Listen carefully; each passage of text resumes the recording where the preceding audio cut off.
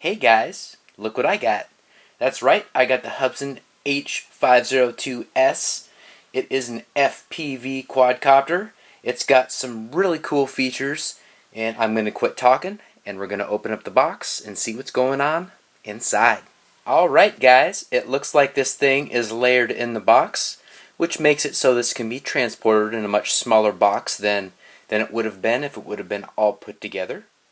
In this next layer, we've got a beastly radio with some pretty cool switches. Looks like we've got a camera, like a picture switch, and a video camera switch on the other side.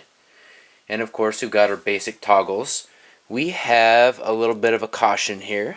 Alright, GPS only works, and the signal has no less than 6 satellites. So that means you need at least 6 satellites for the GPS to work properly. So keep that in mind, guys. And here we have the final layer, and that consists of 2 spare part packs.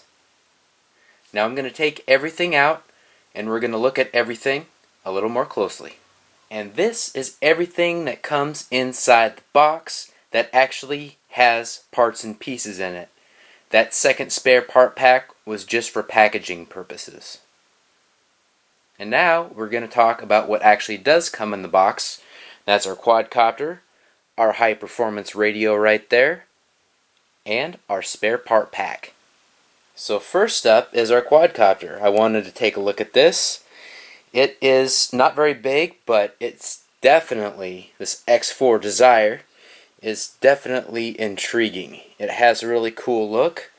I can't wait to see what it looks like with the props on in person. I'm going to install those here shortly after we take a look at these other items. But here is the camera. And I am never crazy about them putting stuff like that has adhesive on lenses. That is, to me, a big no-no. Should be fine, but that's GBLynden's take on that. Here's a look at the battery bay. We have one of these connectors on it. It's a pretty common connector type, so that is good. And here's a look inside the battery bay. I think I've got some options that might work just fine in this thing, provided I can get the CG right with them. So that is good. We've got some flexibility with our battery, because I have a feeling I'm going to fly this thing a lot because it is pretty damn cool. And here is a look at this high performance radio we've got right here.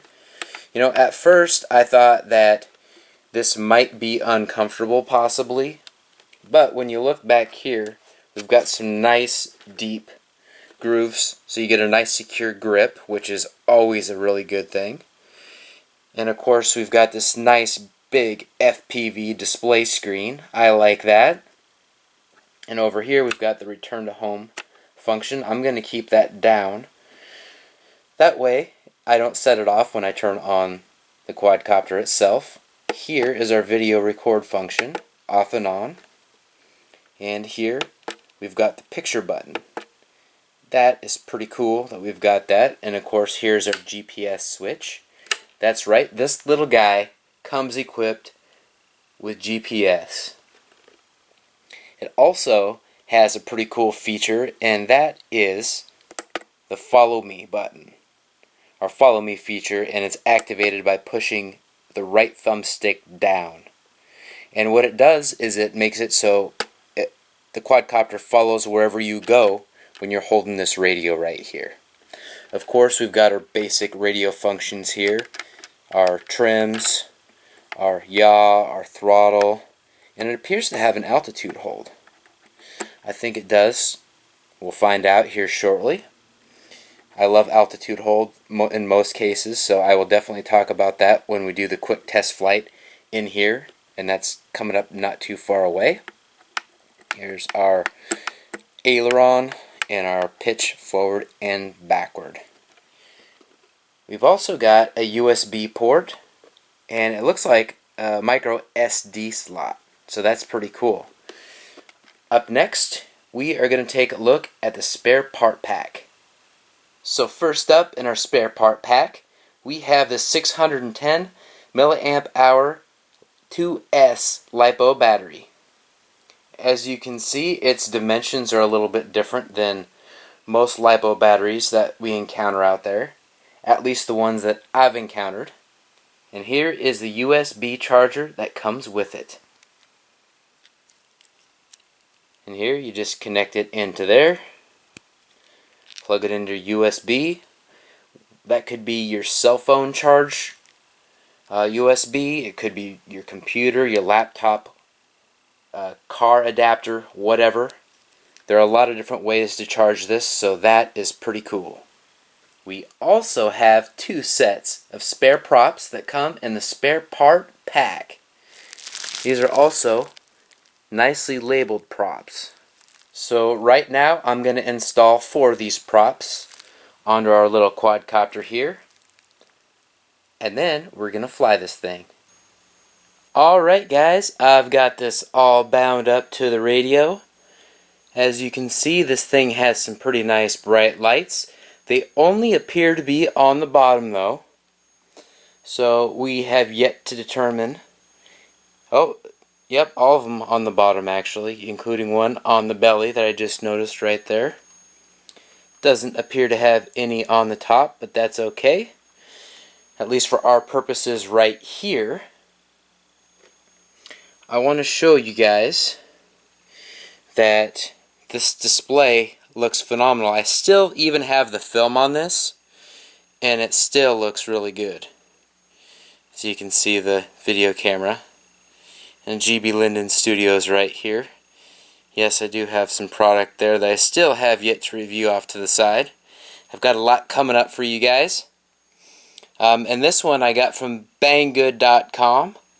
This thing is awesome. I'm so impressed. I can't wait to fly it. I'm going to do that as soon as we talk about what's going on the screen here. As you can see in the yellow, it shows a GPS, the satellites, 9. That is for the radio. It's got the little joystick looking thing off to the left. And then in the purple, it says 8. And that's what's showing. That's how many satellites are showing on the quadcopter itself. I'm not sure why that's split, but it is. And you need to have, first off, you shouldn't be flying indoors with the GPS. So I'm doing this just for test purposes only. Do not try this at home. It says in the manual, do not do that. But I kind of do my own thing here. And we are going to fly this coming up right now. Alright guys, we are ready for our maiden flight. And all we have to do is pull down the sticks like that to turn on the props. And there we go. And we're going to see what happens. Gave it a little up throttle. And wow, this thing is super smooth, guys. Look at that. It's got altitude hold. So all I'm doing is controlling this with that thumbstick. Even though it's sitting down somewhat low, adjust the trim just a little bit. It's wanting to creep a little forward, but nothing too terrible.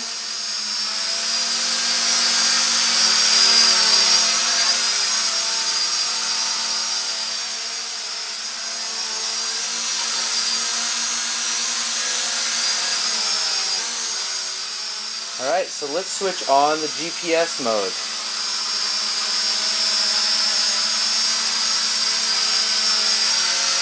Wow, guys. It's totally hands-free. We have 11 satellites on the quadcopter, and we have 10 on the transmitter. And this is not supposed to be working indoors, but it is. Alright, so let's take it out of GPS mode.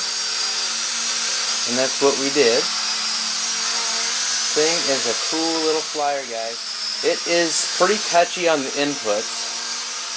This thing definitely is going to have some performance, I can tell.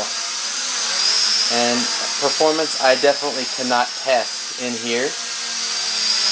But boy, would it be fun to do that. If I had just a little more space, I'd be able to do some funnels, test the yaw, all that kind of stuff.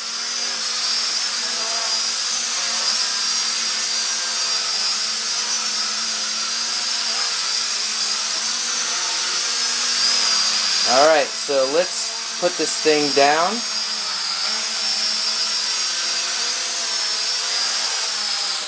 Boy, does that touch down nice and easy. That was impressive, guys.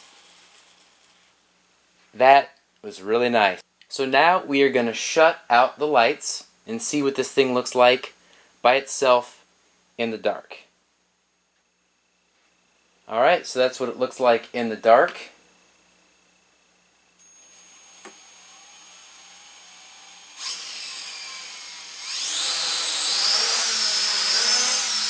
Here's what it looks like flying in the dark.